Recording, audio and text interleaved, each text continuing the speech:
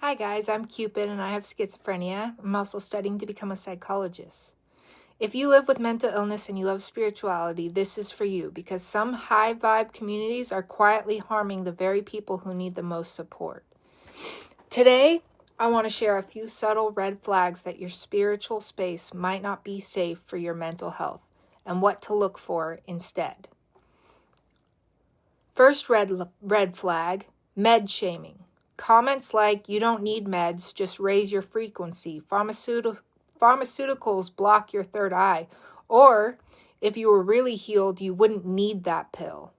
Med shaming is incredibly common in spiritual spaces. There's this push to do the organic thing and only use natural remedies. And listen, I love natural medicine. Herbs, energy work, breath work, all that can be beautiful. But natural medicine doesn't automatically do everything you need. For some of us, Western medicine is not a moral failure, it's a lifeline. You can drink your herbal tea, pull your oracle cards, and still take your meds. That doesn't make you less spiritual, it makes you alive, regulated, and present. If your community makes you feel guilty or less evolved for taking what your doctor prescribed, that's not enlightenment, that's dangerous. All right.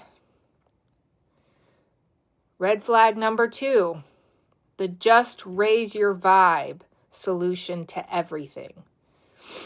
You open up about panic attacks or depressive episodes, and the answer is just think positive, visualize a better timeline, or you're choosing this reality. Here's the truth. Mindset work is powerful, but it does not replace treatment, support, or safety. Telling someone with clinical depression to just choose happiness is like telling someone with a broken leg to just walk it off. Doesn't work. If your symptoms are constantly being turned into manifesting problem, that's not spiritual coaching, that's gaslighting. All right. Red flag number 3, demonizing your symptoms. You're told your intrusive thoughts means you're possessed. Your paranoia is entities attacking you. Your mood swings are karma for past life mistakes. For many of us, our brains are sensitive, creative, deeply wired, and into subtle realms. Yes, your experiences can be spiritually meaningful, but that does not mean you're cursed, evil, or being punished. When every symptom is labeled as dark forces instead of something a therapist or psychiatrist could help with, you end up more scared and less likely to get real support. Here are some safer alternatives. So what does a safer spiritual space look like if you're mentally ill and spiritually curious, or mentally and emotionally having difficulties? I don't like mentally ill.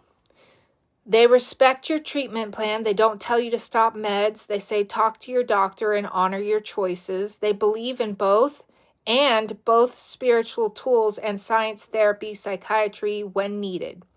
They hold your symptoms with compassion, not blame. No, you attracted this, no shame spirals. They can see your sensitivity, your visions, your emotions as a potential spiritual gift while still honoring that you might need medical care, rest, and boundaries. Your mental illness does not make you less spiritual. Your nervous system might actually be tuned into life in a very intense way. That intensity needs support, not shame. If any of these red flags sound familiar, you're allowed to step back. You're allowed to say, I deserve a community that can hold both my humanity and my spirituality.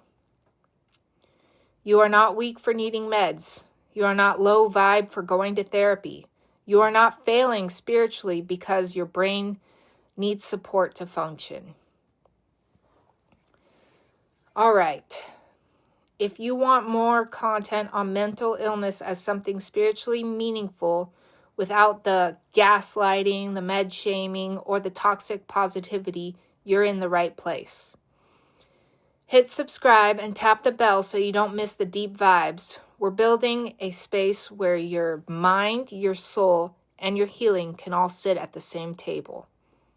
Thank you guys for subscribing. I love all my new subscribers. I love you guys too who have been subscribed for a long time. Please stay safe, you guys, and be good to yourselves, okay? All right. Bye.